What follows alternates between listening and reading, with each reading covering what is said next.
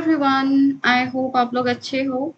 चलो इस क्वेश्चन को सॉल्व करते हैं। This one is from H C Verma. Let's read the question before we dive into it. So चलो, there is a table and that is with a smooth horizontal surface. उसका surface smooth है, horizontal है, and that is fixed in a cabin. और वो table को हमने एक cabin में रखा है and that cabin is not at rest. That cabin is moving with velocity omega in a circular path of radius r. So radius r के circular path में ये केबिन ऐसे रोटेट कर रहा है with angular speed omega.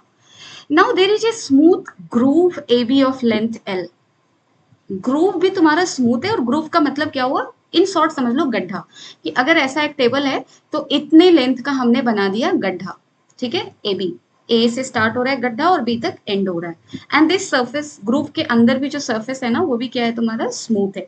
And also one important information is given, that is length of groove is less than that of radius. Far less than, sorry, far less than that of R. Means ये groove का length बहुत बहुत बहुत छोटा है. ठीक है. Now the groove makes an angle theta with the radius OA and radius vector से ये कितना एंगल बना रहा है, थीटा. डन है. Now there is a small particle which is kept at the point A. There is a particle kept at point A. यहाँ पे एक पार्टिकल रखा हुआ है in the groove and is released to move along AB. और वो release कर दिया गया AB के along मूव करने के लिए. Find the time taken by particle to reach the point B. तो पॉइंट बी को पहुंचने में उसे कितना वक्त लगेगा.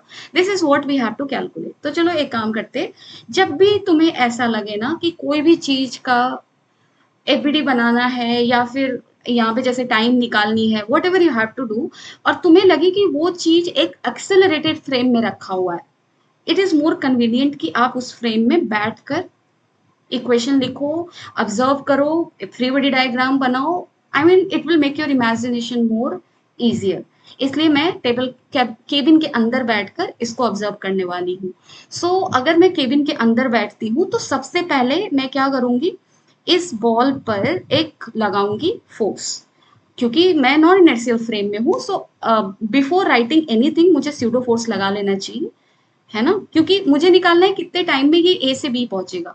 मुझे चेक करना होगा कि अगर वो रिलीज किया गया है, आई मीन रिलीज करने का मतलब क्या होता है, इसका लिटरल मीनिंग क्या है. इसका मीनिंग होता है कि तुमने रेस्ट में किसी भी चीज को छोड़ दिया. ठीक है.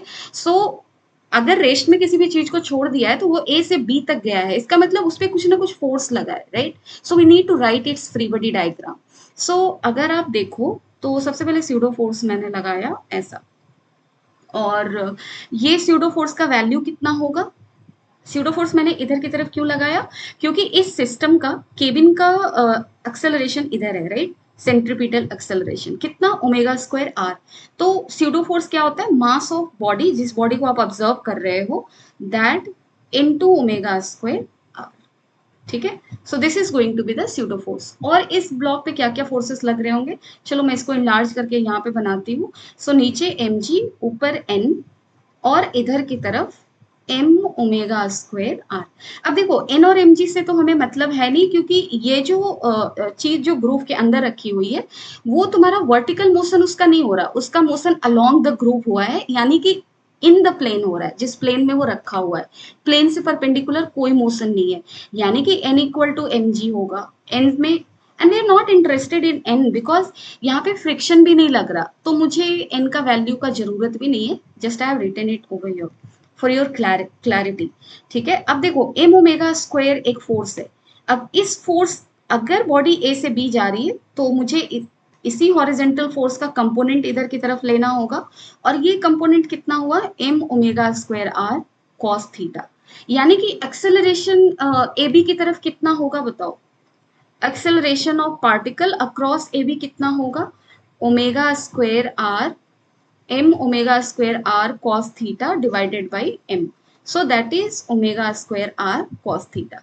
अब हमारे पास एक्सेलरेशन है along the groove and we know its initial velocity was 0 because we are releasing it, right. So we are releasing it. Question को ध्यान से पढ़ना. is kept at point A in the groove. पहले रखा गया है पॉइंट A पर और तब रिलीज कर दिया गया, यानी कि रेस्ट में था, छोड़ दिया गया. तो जब उसको आप छोड़ दोगे ना तो वो किधर जाएगा, अगर आप इमेजिन कर पा रहे हो, केबिन के अंदर बैठकर इमेजिन करो, बहुत इजीली इमेजिन कर पाओगे। तुम्हें पता है इधर की तरफ स्यूडो फोर्स लगा है एम ओमेगा स्क्वायर आर, इसका एक कंपोनेंट इधर की तरफ है, सो पार्टिकल ए से बी की तरफ भागेगा। ठीक है, कितने टाइम में पहुंचेगा? सो टाइम निकालते, थर्ड इक्वेशन ऑफ मोशन आप यूज कर लो, v square equal to u square plus 2as, यहाँ से नहीं मिलेगा हमें, right, we should not use this. s is equal to ut plus half at square, क्योंकि हमें टाइम निकालना है। ठीक है, so s is equal to आप क्या लिखोगे, लेंथ कितना जा रहा है? देखो एक चीज तो मैंने मेंशन करना भूल गई, एक्सेलरेशन को मैंने कांस्टेंट ले लिया है ना, लेकिन तुम सोच रहे होगे कि मैम ये ग्रूव में जब जाएगा, ऐसा ग्रूव है और रेडियस कुछ यहाँ तक था, तो ये वाले पॉइंट पर जब वो पार्टिकल होगा तो रेडियस चेंज होगा ना, यहाँ होगा तो रेडियस चेंज होगा ना। हाँ, स्लाइड चेंज होगा, बट हमारे क्वेश्चन में क्या दिया हुआ है कि ये L is far far less than R, so we can assume कि throughout groove starting from A to B, distance of points from the center is almost constant equal to R। ठीक है, इसलिए मैंने constant ले लिया है। ठीक है, चलो अब यहाँ पे आप पुट कर दो, S कितना है, A से B तक जा रहा है L, U 0 है, हाफ एक्सेलरेशन क्या है, omega square R cos theta T square. अब बताओ T स्क्वायर का वैल्यू क्या है, 2L by omega square R cos theta.